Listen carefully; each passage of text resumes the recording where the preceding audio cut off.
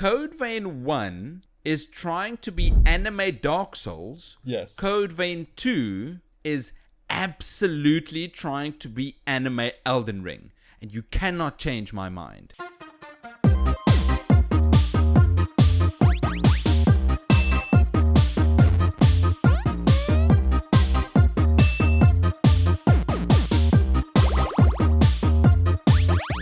Hello and welcome back to a brand new episode of everyone's favorite podcast, the Critical Arcade Podcast. I'm your co-host, Nick. And I'm Dave. Hello, Dave. Hello, Nick. You well? I'm good, thanks. Dave, do you like Soulslikes? No, I do not. I do not. I'm one of the people on the planet that does not like Soul games because they make me feel like a bad gamer. I think that... Why do you ask? For a lot of people, Souls fatigue is set in. Yes, which that's very true. I think might have done this week's game a slight disservice. Yes, I do. I was thinking the same thing whilst playing it. Is it just the fatigue of all the Soul-likes coming out? Or is it, again, the game's fault and it's a problem itself? On that fun segue, should we go into which game we're talking about? Let's do that. Today's game is a game that just came out recently, in the last few months. It's called Code Vein 2. It is a sequel to the... it's a sequel to the original Code Vein, but you don't have to know the original story to kind of understand it, right? No, it's like a brand new universe, brand new story, brand new characters. It's pulling an anthology.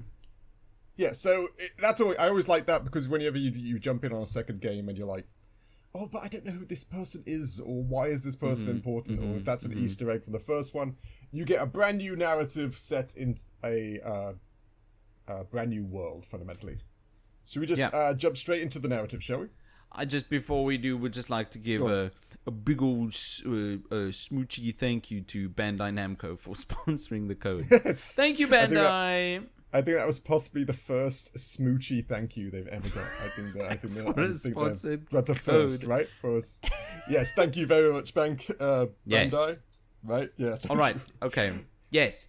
So I think you're right that you don't need to have played Code Vein 1 to play Code Vein 2. At all, really. Yeah, agreed. I'm one of those people that can't play the second game without having played the first one. Yeah, it's so annoying doing that, isn't it? Yeah. I can't do it either. And only a couple of series kind of break that for me. Final Fantasy, Dragon Quest, Code Vein 2 now. I don't need to have played the first one. No, very true. Which is, in its own right, for newer games and the audience that you have now, it's kind of a common thing, right? Because we love a remaster out there, but second pieces of games don't really happen much anymore, right? It's not like Final Fantasy 13 that had 3 parts and the trails of having like 9 different versions of the game following some sort of sequented story. It's a lot more just single stories, or am I just completely full of nonsense and you can name like 7 different ones where I'm completely just not telling the truth? I don't know. It's a hard question. Maybe, but I think the studios caught on that people won't likely play a second one because they feel left out having not played the first one. Yes. So if they fix that problem automatically by turning it into an anthology, which I kind of prefer, really, if the story's not made out to be a franchise from the start. Because if Code Vein 1 was a complete story with a complete arc and has been put a bow on, why would there be a sequel? Yeah, it's like, because like you said, we get companies now just milking IPs and stories. Yes. Like, yes, everything tied up perfectly last time, but this time, what if the last time didn't happen and it happened of what if we ways? Make a new story? Somehow Palpatine returned. Yes, exactly like Palpatine returning, or it was all a dream, or some of the other bollocks that exists out there in the story. Ooh. But anyway, as the narrative goes, you start as either a male or female protagonist, a revenant hunter, who, again, I don't know where they get the names of these places. You wake up in a company working for a company called Lou Magwell, right? A lady called Lou Magmel, sorry. Yep. A revenant girl who's got of course, the ability to travel through time, because this is an anime-esque type storyline, and you can't just have... and she gives you half her heart, because you died in previously to some degree. Yeah.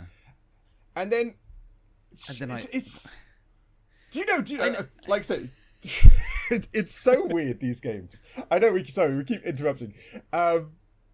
But do you know, in this game you get humans. Did you know the other things were vampires? Did you know that? Because I didn't clock that for such a long time. Yes, I did. Yeah. This was humans and vampires are kind of coexisting, or in Code Vein 2 they're called revenants. Humans and revenants are coexisting, but ever since the upheaval, where 4 or 5 heroes sacrificed themselves to keep the resurgence at bay. The resurgence, that's right. The big Thanos, the light of the resurgence are kind of damaging the revenants, and so for the only way for the revenants to kind of keep on living and prospering is to drink the blood of the humans. So they can't step into the light, and they need to drink human blood. That's a vampire. It's upsetting how long it took me to realize they're vampires, because even like in the first bit, that one guy gets stabbed through the heart and doesn't flinch. And I just thought, Valentin. Yeah, that's right. I thought, maybe it's a hologram. Maybe my mind instantly. They've got red eyes. I swear they've got slight fangs, and they only move around at night. And I was like, I wonder what these people are. I wanted. I really didn't clock it. Even your things are called, what are they, blood codes or something like that? Yes. Later on in gameplay, I didn't clock it in the slightest that they were vampires. But like you said, it's now just humans and vampires living in kind of a time span where everything's going out of control, and they need to, again, it's kind of like the normal JRPG mechanic where you have to hunt down the heroes or unlock the shrines or get the crystals to kind of stop the big whammo from happening and saving the rest of the vampires and the humans that are narrative left alive. Is definitely a vehicle for that good old JRPG game design. It's the Dragon Quest XI Echoes of an Elusive Age as Definitive Edition did the same thing. Yeah, that's true. Right? That's you true. needed to get all those different element orbs. Yeah, it's always something like that in these types of games. The narrative is just a vehicle for this good old game design. But I think they were trying to go for something, right?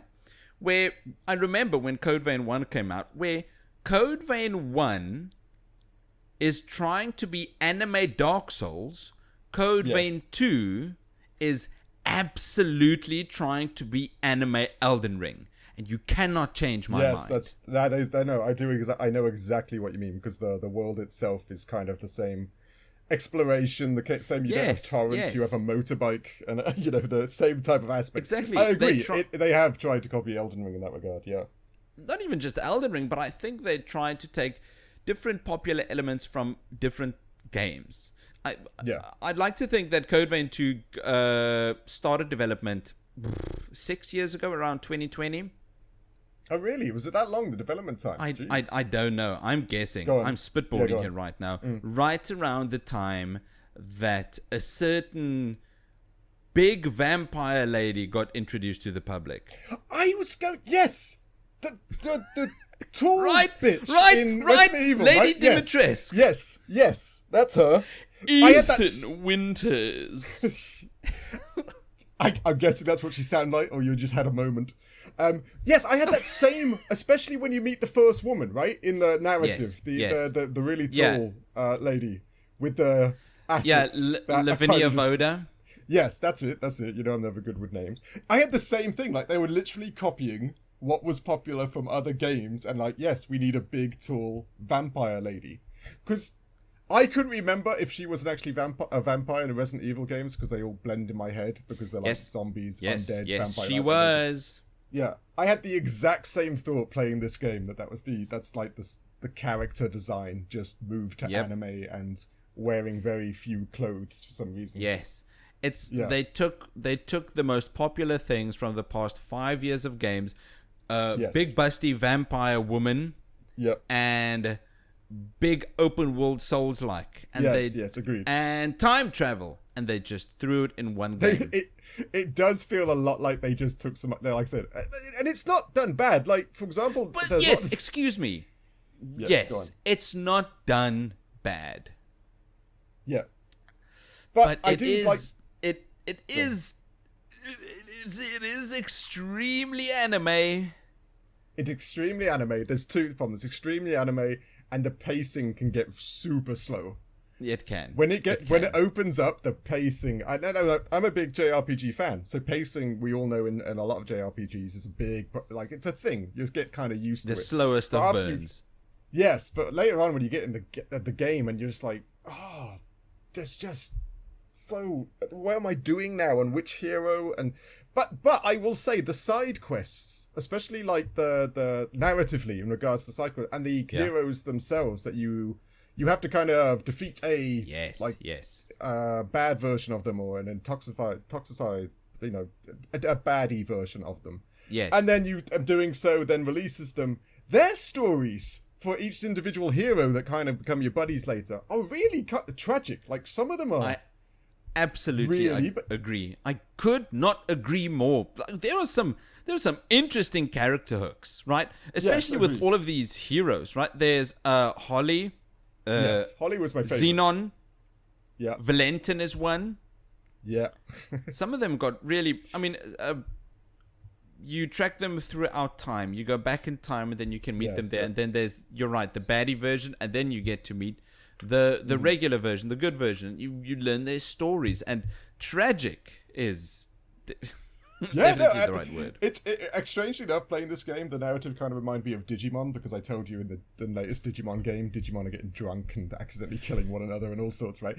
It's the same. Well, I never expected that from a Digimon game, but this game had the same thing. Like, not too many spoilers, but Holly, who's a doctor, I think it was Holly, that one, who was originally a doctor, tries to cure her father, but inadvertently, due to an inexperience, turns her father into a monstrosity or an abomination or whatever they call them. And that was, like, the story and the retelling of that story was actually pretty brutal. I was like, why is this... Again, with a lot of games, and it's fairly common, sometimes the side stuff is so much more, like, relevant and kind of heartwarming and bites to the bone a lot more than the story, the main story. Compared to what the main thing is, which is just... Oh, it's the end of the world. Yes. And you need to stop it. I must say, though, go on. I read the plot on Wikipedia, and this game is the plot execution is very formulaic, predictable in places, even very cliched, up until the last, let's say, 5% of the game. Like the last decision you get to make in regards to, like, the ending, or a bit earlier before that? Because I know there's a bit earlier before that, when I don't want to say it on the podcast. Spoilers. By all accounts, you can't spoil it. But right up until the last act, where things take just wild turns and it doesn't stop.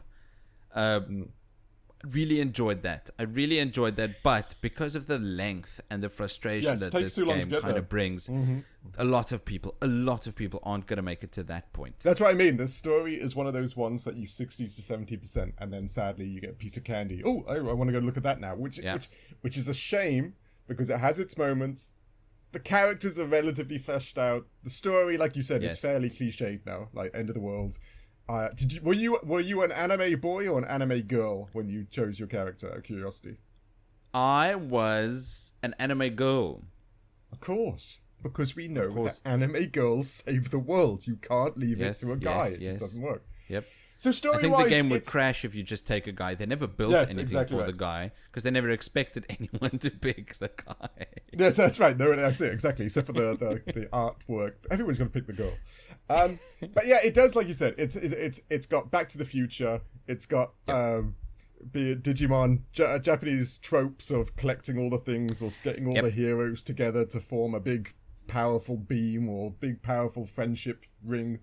You know, it is what it is. It is a standard Japanese It's anime as all hell. And if you like that, which I know a ton of people do, then this is going to be your shit. You are going to enjoy this, because it gets super melodramatic, and the characters you've fought for and fought against, and you've created these bonds. It's bombastic, and it's anime as all hell. Yes, the so best that's your way I type can of thing. describe it. You're going to enjoy the slow burn of this. If it's not your Correct. type of thing, the slow burn can get you twiddling your thumbs and just kind of being distracted by other things. Anything else, Narrative, you want to say, or should we jump into visuals? We can move on. So, I think regarding the visuals for this game, the presentational efforts are there. Yes. But many environments can feel bland or washed out. Yeah. Right? It is. Yeah, agreed. Sometimes it all just starts to look familiar. Oh, I've been through these ruins. Oh, I've seen this field before. And unfortunately, that feeling doesn't go away. Yeah, that's one of those... It's a shame that they didn't copy, like, that part of Elden Ring. The wonder of finding a new area, right? Be it underground, above ground, in a mystical time and space or whatever. I can't remember the places in Elden Ring anymore, but they were so distinct. Limgrave and Caelid and the Altus Plateau. These were all just so distinct. Yeah, and this one is, like you said, is just lacking that kind of... Even when you go to and fro through the past and the present, or the past and the future, depending, there are aspects that they changed quite well. There was one area that was a kind of a lush forest, which then when you went back to the future, it was a desolate space of just misery and black and blues and stuff like that, right? That I like. That's good. But there is too much of just that open space with the occasional building in the distance. And then nothing else. Just open trees, the occasional picking up of banana weird. Or flower or something like that. There are good parts, and then there are parts that just really aren't good enough. Yes, agreed. Like it's not actually a really robust character creation bit. Like at the beginning, I was the first Code Vein supposed to have a fairly simplified one. You know, you could just design hair and just the physique and stuff like that, like the basic tropes. Yeah. This one has you can dye your hair, grow a beard, have multiple tones, tall, fat, skinny, tall, doesn't whatever color you want your skin to be. This is you can make your anime waifu. You can play whichever waifu type or your husbando or whatever you call them. So this you just throw onto the pile of those games where you could just create any monstrosity you want in the character. Yes, creator. Exactly. Like lots of people like doing nowadays, just building these. This is definitely one of those games. Yes. What I found interesting in the character creator was what you can do with the clothes. I thought that was interesting. You pick an outfit, a fully made outfit, and then you can toggle parts of that outfit. I didn't even notice that. Like you can put the jacket on and off, or the the shoulder pads on and off, or just one kneecap, or you could just remove the skirt entirely. Which is I feel like okay, that's very anime in its own. It's in its own regard. I keep telling you, this game's anime as hell. But that's kind of cool if you're making your own like fashion pieces and you want one shin guard, one shoulder, you know, like a Final Fantasy type outfit. That's kind of cool. I do like that. Speaking of, it's not just the character creator where the character shines, but I think throughout this entire game, the main characters being the protagonist and Lou and Lavinia, Valentin, Holly, Xenon, all of these main characters have got incredible character design. Yeah, they always do that type of thing really well, right? Your party members and stuff like that, in regards to Bandai just in general, they are really whimsy or just crazy just character designs or outfits and stuff that you just think, wow, that really pops off the screen. Like, that's a memorable looking character right there. Of course, when I say pops out the screen, you know exactly who I'm talking about. I know precisely what you mean. We don't need to. Listener, you know, come on. Yeah, and I like the tattoos. I thought that was an interesting addition to the character model. I thought that was freaking kind of cool. But another thing this game doesn't do. It's so disappointing when games do this. Like later on, as the game develops and you open new areas and dungeons and stuff like that, they repeat the boss fights, but just a harder version of it. I know. You know, it's not new. It's not a brand new one. Now I get. No, they just reuse the same boss. Yeah, they give them the occasional extra attack or something like that, but that's so boring when you've done a 10 to 15 minute slog through an entire like maze like area or dungeon, and you finally get to go through their version of the mist, and then it's that guy again, which I defeated about 3 hours ago. Okay. Yeah, and then 2 hours before that. Yeah, I know, but I don't know if this could probably just be kind of one trade-off for this type of game design, because Elden Ring did exactly the same thing. Yeah, I know. I remember as soon as I said that. Yeah. Yeah. This was one of the gripes most people had with Elden Ring, is you could fight the same boss in a dungeon 5 different times. That's true, because I know Margaret's fights like 2 or 3 times, right? And those celestial beast you fight things. Margaret 3 times, I think. Yeah, so no, I was thinking, as soon as I said repeated bosses in regards to this, I instantly thought Elden Ring does kind of do the same thing. But they kind of get away with it because it's a more fantastical version of that. The kind of, you don't think so? I think I do remember Elden Ring getting flack for this. Yeah, I can. I don't want to say they got away with it. No, but people are more forgiving because it is From Software, the golden child. Yes, that's very true. That is very true. People are that you can't go wrong with a From Software game by all accounts. Which is interesting. An interesting point. Anything else visually you liked or disliked? I liked that you can see big structures in the distance. That's always cool. I disliked the horrible, terrifyingly shit UI. Did you? I was dealing with this UI and I was stumbling upon it and thinking like, what's going on? But I thought to myself, I bet you all Dark Souls people understand all of this. Like, because, no. You got this and stat boosts and this and extras. No. I was like, okay, this is just a me problem. I don't get it. Can I give you some insight? Go on. All of us Dark Souls people, we don't really even understand the Dark Souls UI. Yeah, I don't understand the Dark Souls UI. I've never understood it. But yeah, I have the same problem. We kind of understand what we need to. Yes. The dexterity is going up, and my dexterity, I can now do more damage with the scythe, and then I close it. Literally, scaling is the only thing you know, like in an Elden Ring. Does this scale with this? It's the only thing I care about too. And any outfit or armor is fine as long as the weapon I have scales with what I want to do. Oh, I play fashion. I'm glad it wasn't just me. Because, do you? Do you just wear what you think looks cool? Yeah, I just wear what I think is cool, and then I enjoy it. I think that the only good look on Elden Ring, or the only look you can go for, is that wolf guy. What's his name? I know it's like Welsh for wolf. Thank you. Blade. But anyway, and I do understand. I didn't understand the UI whatsoever. No, even although it's got lots of information and things on it, I'm like, what the? Okay. I know. And I looked at it, swore, and closed it, and I do not. I don't care about all of those stats. Yeah, it's a lot. It's a lot to take in, and I agreed. I didn't know what was going on in regards to that side of things. So if I'm picking another blood code and I see more green arrows go up than red arrows go down, I'm picking that. That is it. Random negative status effects for some reason, and I was like, I don't know why. I've got these two things saying I couldn't switch them off. I don't know. But yeah, it was frustrating visually wise and just understanding wise. Anything else, or should we jump to the audio? No. Okay. So, yes. There's one very specific bit about the audio that happens late in the game that I really, really, really hope you perchance saw. Please tell me you met Xenon. I love you asking these things because you know I don't remember names. So I'm thinking...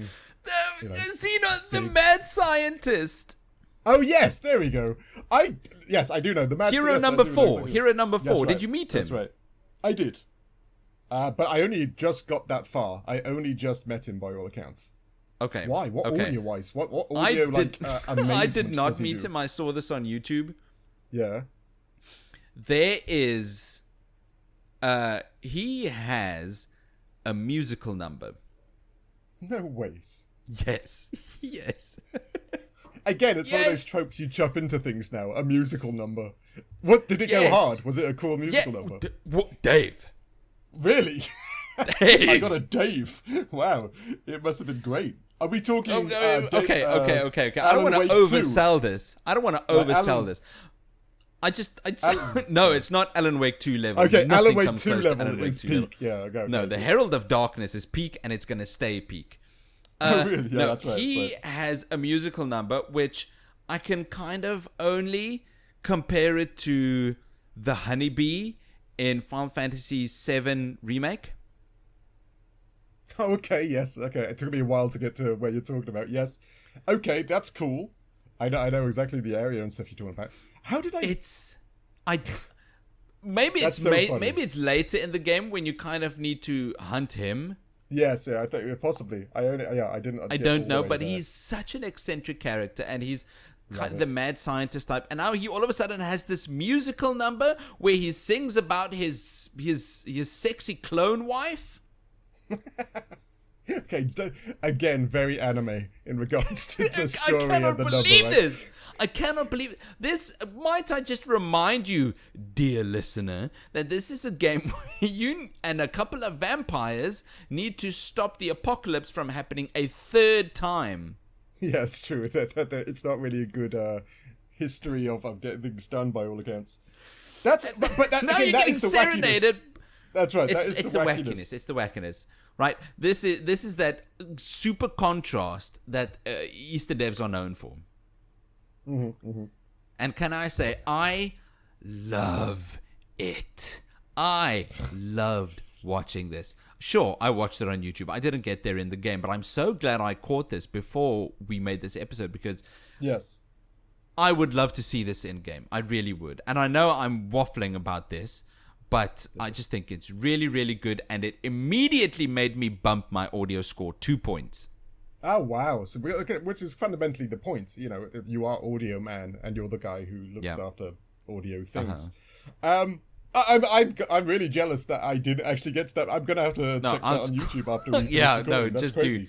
Just check that on YouTube. Besides that, I think even at other times the music are just bombastic and epic, and it truly feels like it's upping the ante.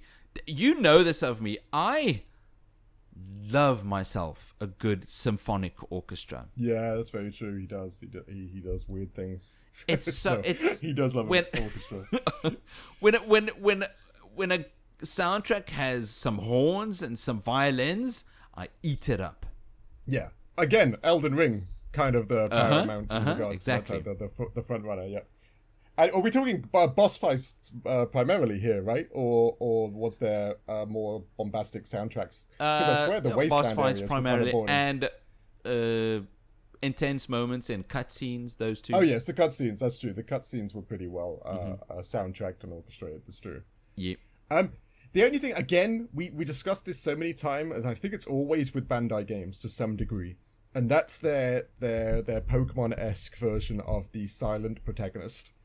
And they always throw chuck it in there. It's like, because we want people to feel like that.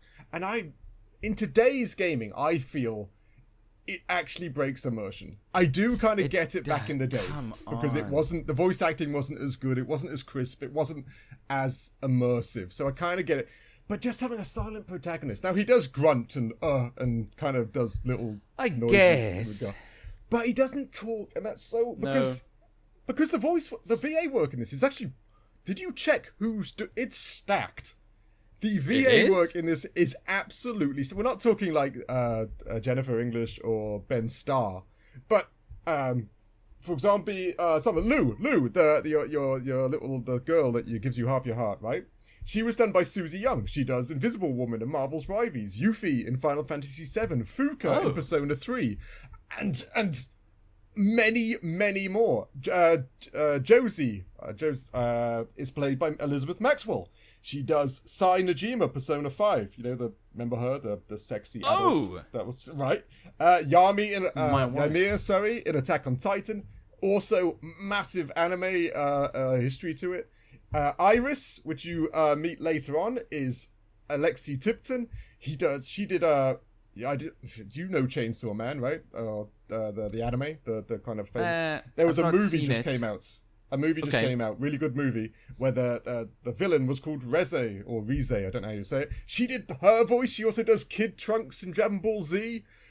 You got Allegra Clark, who's Lavinia, who did Outer Worlds 2. All right, okay, so prolific voice actors are just littered throughout this game. Absolutely, like especially as like the main cast fundamentally, be it the heroes you save, then the people you're around fundamentally. It's a really big stacked voice cast, and the voice it's really quite good. Did you think the VA work was good, or did you think? Of course it was. No, I think it was excellent, which is making me so sad that we still have silent protagonists, which I get.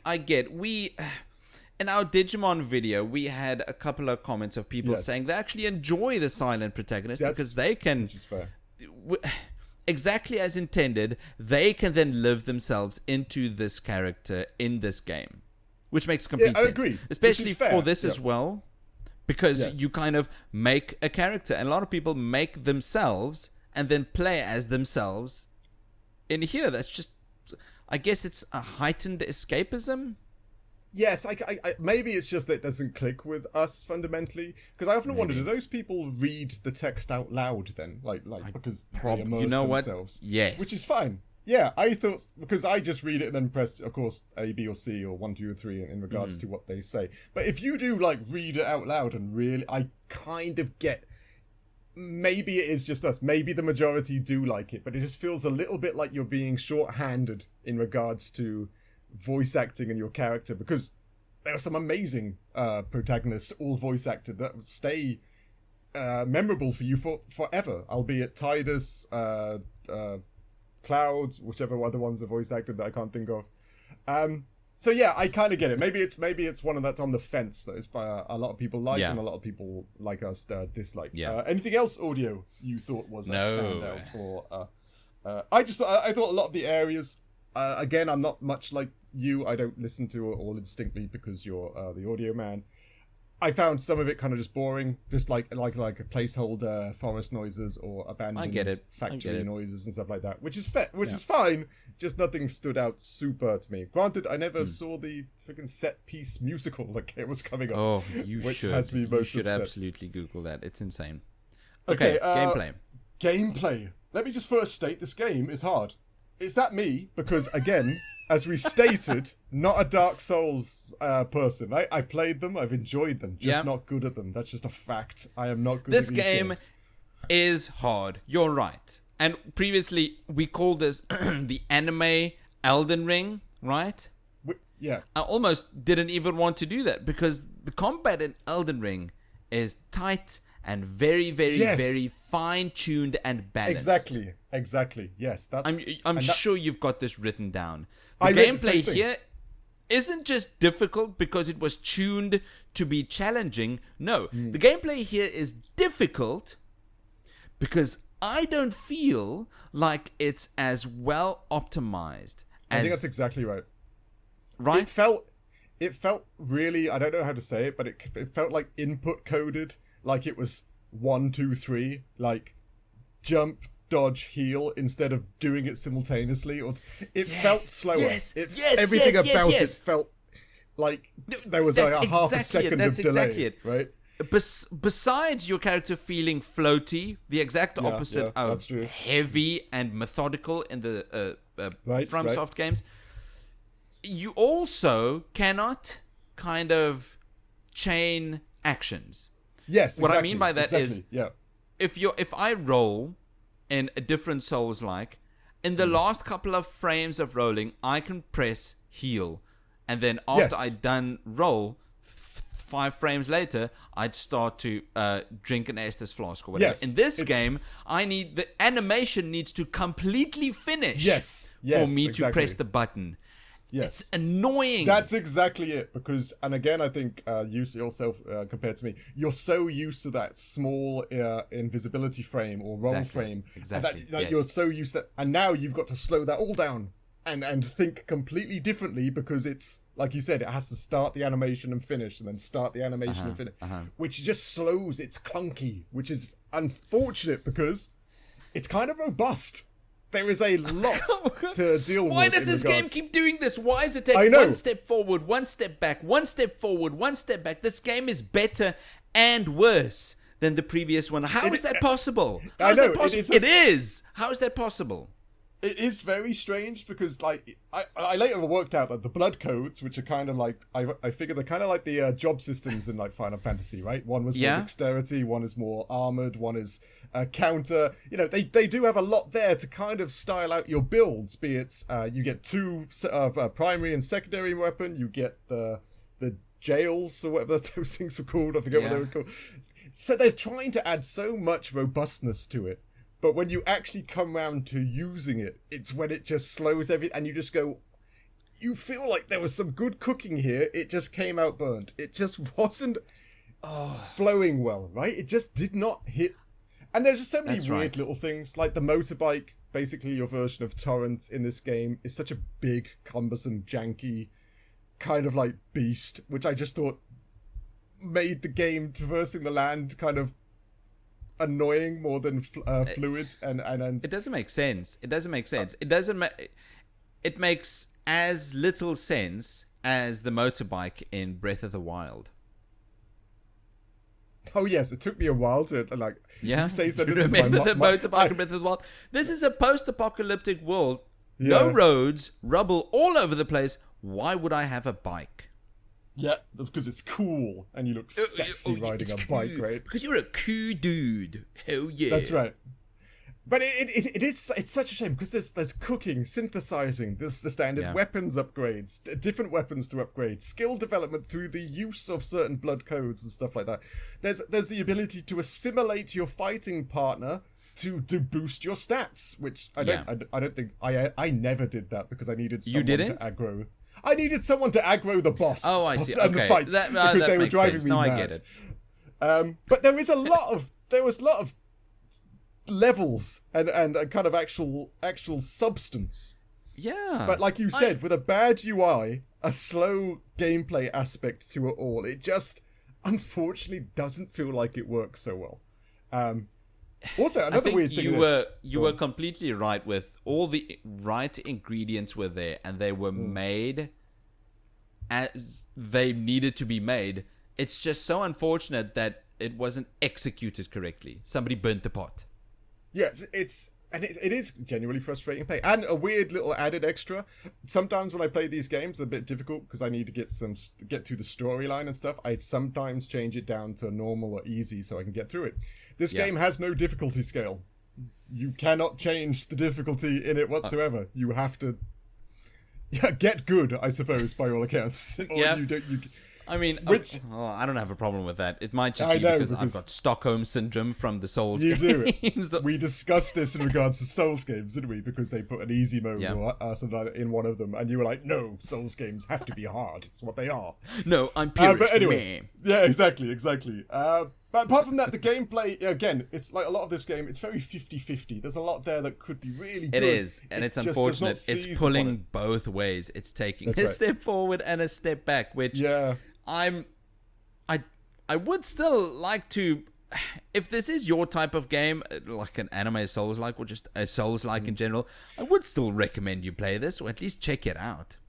We keep saying anime Souls-like and like Kazan doesn't exist. Which is actually a really good anime Souls-like. The same with AI Limit. We completely skipped over AI Limit. Yes, that's true. That's a doozy as well. Anything else gameplay or performance? Just that the overworld and the level design leaves much to be desired. It just gets a bit monotonous, right? It just kind of gets boring. Does, and it's samey. And a load of these places look the same. They also play the same. Yes, it's very true. There is very little like play style in the area and stuff. Performance-wise, you gave a bad score, and it always seems to happen to you. I did. I'm surprised you didn't also give it a bad score. I'm just too nice. I don't. Is that it? I wrote down some problems, and I'm pretty sure they're probably the same problems you did. But, let's see first. What did you write? I think this is just launch problems, right? Just stutters all over the place and some hectically low frame rates. Yes, and loading and textures in and out as well were just... Yep. Some of them were mental. Like some of them were. Which shouldn't be happening in cutscenes of all places, but it does. Yes, yeah. It happens every single where. Like you'll see the character models are all rendered nicely, but the book or the spell or the chair that's directly behind them is blurred out. Text, like it's... Again, when you've got defined hardware, I don't see how this happens so frequently because you know what you're working with. PCs is a bit harder, but the PlayStation 5...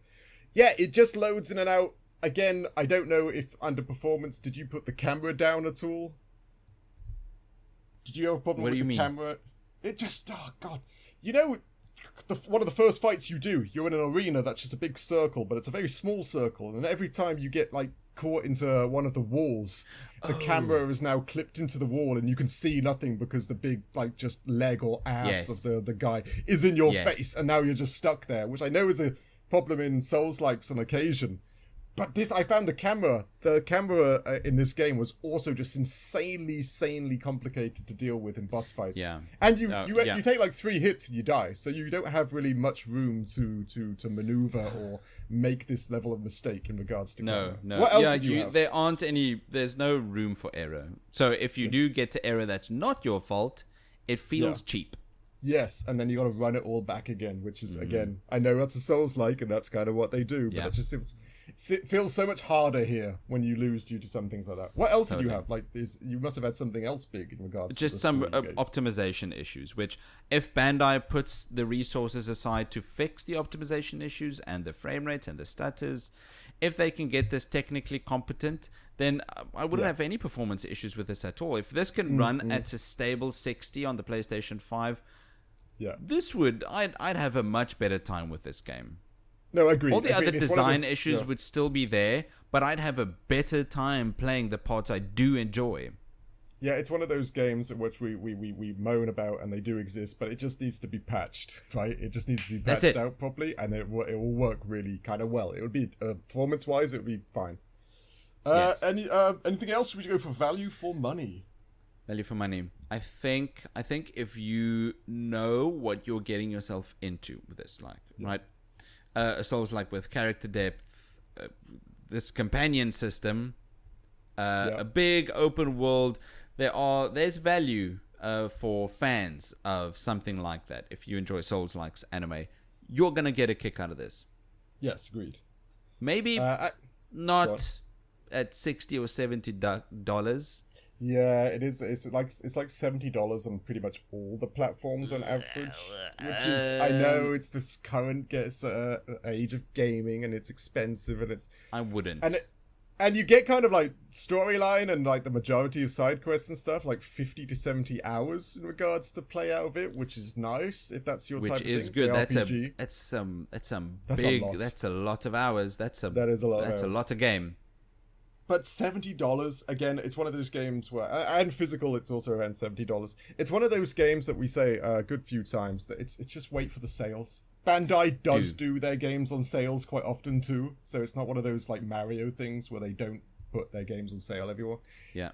If this was down to like a 50, I'd say grab it. If you're a JRPG, you love anime stuff. If you like Dark Souls, you're saying 50% off. No, just $50. $50. Like $50. Okay. It's not polished enough to be a full priced, supernova type game. At least that's how I felt. What did you think? I think I'd go down even a bit more. Maybe if it's on sale for about $30. Oh, okay. I don't know, but you're right. This is like 40, 50, 60 hours worth of game. And if you enjoy the gameplay loop on display here and the visuals, then yes. Yeah, it's very, like I said, if you pay, it's the pain you feel from paying $70 for like a 3-hour game, be it Call of Duty or whatever like that, and then you got to give it into the favor of the people. At least I've got substance in my $70 here, even if it's slow or a bit meandering, right? Mm-hmm. So it's not bad. I'd say it's a solid I gave this like a standard like 6 or 7. Yeah. On that regards, what did we score this in the end then? When you our added all this scores stuff up? for Code Vein 2. We're all having a decent, peaceful life, just living on a farm, growing watermelons. Nice. Until one day the resurgence wiped out most of them and turned all of them into monsters, except for one. The one that was able to hide and then run away, only to get its vengeance later in life. And this one was the letter grade rating of C, which is a very middle of the road score. Yeah, it's the same we gave to Fatal Frame, round about the same as like Plants vs Zombies. It's a score. It's a C score. It is what it is. Priced down and patched out, that goes up to a B plus. I think so too. It is it's definitely a game that if you can, give it a try. This isn't one of those games you pass on. This isn't one of those games that no, if it's not FromSoft, so I don't play it, like, type of thing. I say give it a go. Apart from that, it is a C, and I think C is agreed. I think that's a good score for now. You know what? I'm gonna say it. Hey, listener, yes, you. Thank you for listening. Wow, that's never been said. That's never been said before. The first Thank you for tuning in. Thank you for listening. Thank you for watching if you're on YouTube. If not, that's all right. Thank you for being here. Thank you for leaving a review. Thank you for subscribing. Thank you for pushing that other button. Yeah, I don't know what it is yet, but thank you for pushing it. The belly button. If you do that, we get subscriptions. Just people in their chairs pushing their belly button, like, oh, yeah. Yeah. Thank you for pushing your belly button. Yeah. Oh, no. Okay, but after you follow the podcast, Dave, where can we follow you? You can find me out and about, but in playing this game, I also managed to develop the power to take half your heart. But we don't live in a fantastical world or a video game world, so I will literally just take your atrium and your ventricle and tear out your chest, and you will stand there just beating away with half a heart and just bleeding out to death. This is a dark one. This got darker than what I said. This is literal. So you're gonna take their heart, but this isn't a fantasy world. No, they're just gonna it's just die with half a heart. That's right. It's gonna be that scene from like Indiana Jones, Temple of Doom. It's just gonna be that. It's what's gonna happen. That's it. It's a dark one this week, folks. No. How about, you know what? No. No, not gonna happen. Rather, Dave, how would you tell us what have we got lined up for next week? Next week we get to dive into a world that I know you know a lot about, and I know a lot of people know a lot about. It's Sekiro: Shadows Die Twice. I don't know why they die twice more than once, and I know it's a Dark Souls-esque. Is this because of the Dragon's Curse? Ah, of course. We'll get into it. We'll get into it. Now that we are finished with Code Vein 2, it's time to get into a real FromSoft game. Yes, it's going to be very hard not to compare them by all accounts, because we're having to have a real FromSoft, like a proper one. So yeah, I look forward to it. Nick's played it before. I've never played it, so got two different perspectives. I've already beaten Genichiro, and I've only been playing for 2 hours. No, not Genichiro. Whoa! I don't know who that is. But fair enough. Anyway, well done. Tune in next week if you want to hear us talk about Sekiro: Shadows Die Twice. We'll see you then. Cheers. Cheers.